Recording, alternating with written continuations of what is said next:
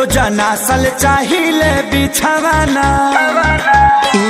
हटी ना जान ले लेगा हो बूटा के कराली हनी गबना रोजाना सल चाहिए बिछावाना काच बजवानी सुनिए राजा जानी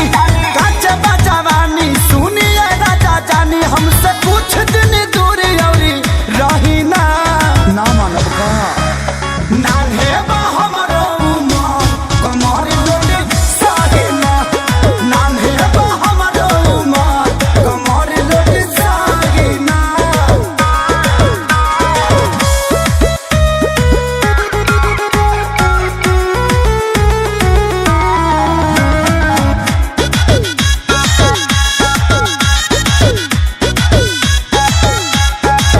नहीं करी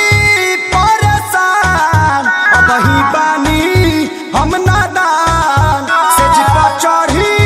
जानी फान लागे ललबलई कोई हम जान दूधा के दांत तोड़िए के दम लेवका नहीं